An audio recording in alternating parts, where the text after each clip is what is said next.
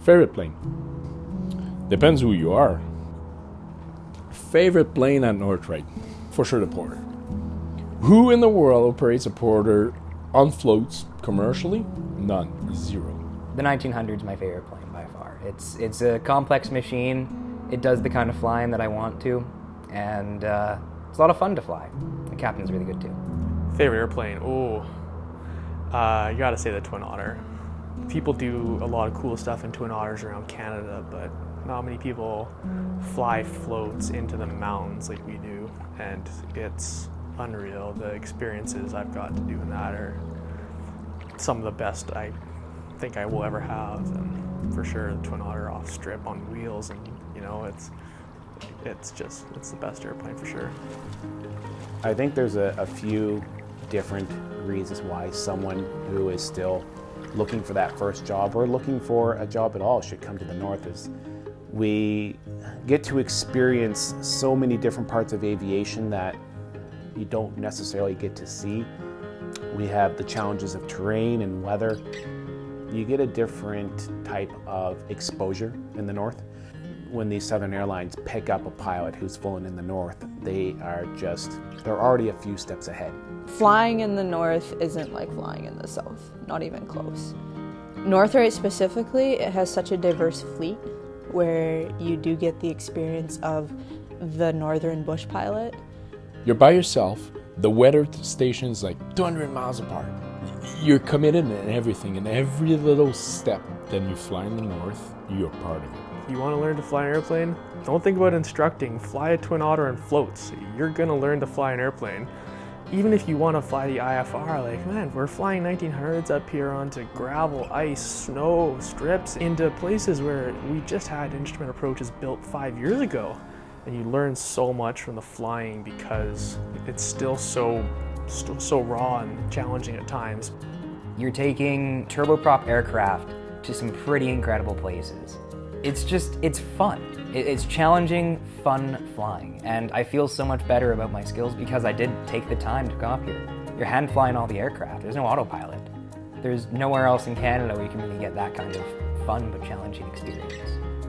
And since we fly everything and everyone and almost any sort of cargo you can imagine, anything that you need to do down south has got to be done up here by an airplane. So that's even harder to describe when your picturesque job has a purpose and it's above and beyond what I originally thought flying was when I was in college.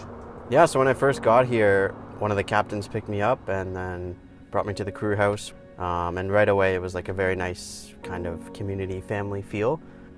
They really want you to, succeed here. If you're gonna take like the chance to go somewhere where you have to live there, it's like so awesome because you get to immerse yourself in it. So there's so much more to just flying up here, and the people that really embrace the fact that it's not just a job up here, it's a lifestyle, are the ones that have the most fun, and you definitely have to be open-minded. There's so much to do, there's so much fun to be had, and the first major thing that I did was I decided to go and hike up a mountain. There's so much to do. I just hunted my first muskox this year. My first muskox this year.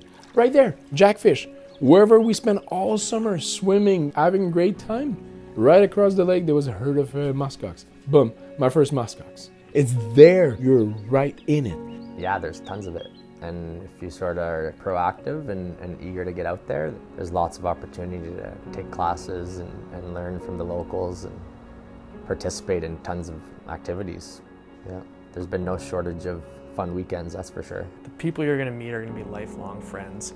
The places you're going to go in airplanes or not in airplanes, whether it's on a quad, a snowmobile, a dirt bike, on your feet, they are just so unreal. You see on postcards, and you'll see the northern lights, you'll see 24 hours of daylight, you'll see crazy wildlife, crazy people, awesome experiences. It's a ton of fun, and hard work is repaid, and it doesn't go unnoticed, and if you're up for an adventure, it's the place to come.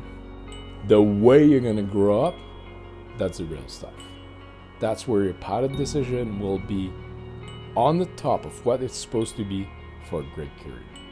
That's where you face yourself, you face your fear, and you challenge it everything. And I'd say that's the best thing. But that's under the scene, you know? Of course the lifestyle is great. Of course it's laid back.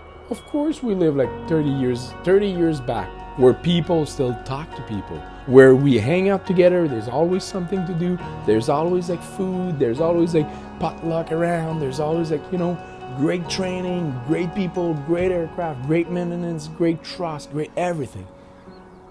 But the way you grew up, that's what we're not talking about. And that's where in aviation there's a lot of ego. And I think, to be true to ourselves, the way a pilot grows up North-Wright, it's unique.